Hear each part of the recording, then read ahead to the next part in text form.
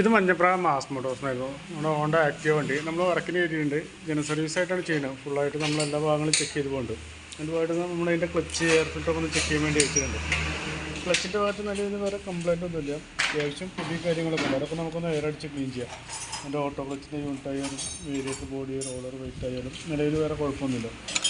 Belt ആയാലും നിലവിൽ വേറെ കംപ്ലയിൻ്റ് ഒന്നും കാണിക്കുന്നില്ല. കിടക്കുന്നത് കമ്പനി ബെൽറ്റൊന്നുമില്ല, എന്നാലും കുഴപ്പമൊന്നുമില്ല ബെൽറ്റ്.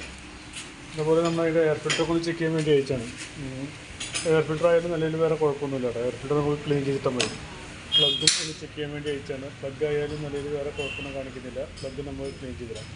അതുപോലെ ഫ്രണ്ടിലോട്ട് വന്നു കഴിഞ്ഞാൽ ഫ്രണ്ട് ബ്രേക്കിന് 2 കേബിൾ ആയാലും നിലവിൽ വേറെ കുഴപ്പമൊന്നും കാണിക്കുന്നില്ല. എൻ്റെ ഫ്രണ്ടിൽ ബ്രേക്സ് ആയാലും കേസ് ഉപയോഗിക്കാനുണ്ട്. നമുക്ക് ബ്രേക്സ് ആയാലും വേറെ കുഴപ്പമൊന്നുമില്ല കേട്ടോ. ഫ്രണ്ട് ഷോക്കപ്പ് ആയാലും നമുക്ക് വേറെ കംപ്ലയിൻറ്റോ കാര്യങ്ങളൊന്നുമില്ല. ഒന്ന് ഗ്രീസ് ചെയ്തെടുത്താൽ മതി, വേറെ കുഴപ്പമൊന്നുമില്ല.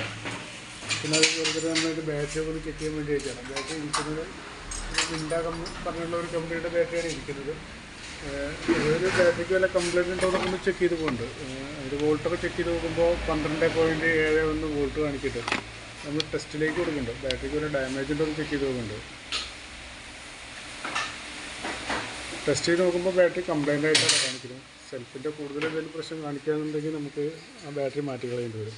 പിന്നെ ഫ്രണ്ടിൽ നിന്ന് നല്ല രീതിയിൽ വൈബ്രേഷൻ സൗണ്ട് ഉണ്ട്. ഈ ഭാഗത്തുള്ള ബോഡി വൈബ്രേഷനാണ്. അത്യാവശ്യം മാക്സിമം സൗണ്ട് ഇല്ലാത്ത രീതിയിലാക്കി തരാം. പൂർണ്ണമായിട്ട് നമുക്ക് മാറ്റാൻ പറ്റുമെന്ന് തോന്നിയില്ല. എന്തായിരുന്നു ഇവിടെ ബെല്ലും കാര്യങ്ങളൊക്കെ ആയിട്ട് അത്യാവശ്യം സൗണ്ട് ഇല്ലാത്ത രീതിയിലാക്കി തരുന്നത്. പിന്നെ വണ്ടി റണ്ണിങ്ങിൽ വണ്ടി സ്ലോ ആക്കുമ്പോൾ ഒരു ഓഫായി പോകുന്നൊരു കംപ്ലയിൻറ്റ് വന്നിട്ടുണ്ടെന്ന്. അത് കംപ്ലയിൻറ്റ് കാണിക്കുന്നത് അത് ഇഗ്നേഷൻ്റെ ഈ കീ സെറ്റിൻ്റെ കംപ്ലയിൻ്റ് ആണ്. അത് അതിൻ്റെ ലൂസ് കോണ്ടാക്റ്റിൻ്റെ കംപ്ലയിൻ്റ് ആണ്. നമുക്ക് അഴിച്ച് ക്ലീൻ ചെയ്യാനൊന്നും പറ്റില്ല. നമുക്ക് കംപ്ലയിൻറ്റ് കാണിച്ച് കഴിഞ്ഞാൽ നമുക്ക് മാറ്റി കളയാനായിട്ട് പറ്റുള്ളൂ. കംപ്ലയിൻറ്റ് മാറണമെങ്കിൽ നമുക്ക് കീ സെറ്റ് മാറ്റി കഴിഞ്ഞാലാണ് അത് ആ കംപ്ലയിൻറ്റ് മാറുന്നത്. നമുക്ക് എഞ്ചിൻ ഓയിൽ മാറ്റാനായിട്ടുണ്ട്. അപ്പോൾ എഞ്ചിൻ ഓയിൽ കൂടി മാറ്റുന്നുണ്ട്. ഓക്കെ. പിന്നെ വേറെ പറയത്തൊക്കെ വേറെ പ്രശ്നമുണ്ട്. പിന്നെ നമുക്ക് ബാക്ക് വീലും കൂടി ഒന്ന് അഴിച്ച് ക്ലീൻ ചെയ്യണം. അപ്പോൾ ഫ്രണ്ട് വീൽ അഴിച്ചതുകൊണ്ടാണ് ബാക്ക് അഴിക്കാത്തത്.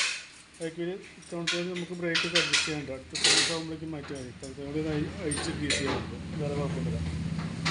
അപ്പോൾ നിലവിൽ വരുന്ന വർക്കിൻ്റെ ഒരു എസ്റ്റിമേറ്റ് പറയാം. എഞ്ചിൻ ഓയിൽ അതുപോലെ കീ സെറ്റ് അടക്കമുള്ള ഒരു എസ്റ്റിമേറ്റ് പറയാം. നോക്കിയിട്ടൊന്ന് റിപ്ലൈ ചെയ്താൽ മതി. ഓക്കെ.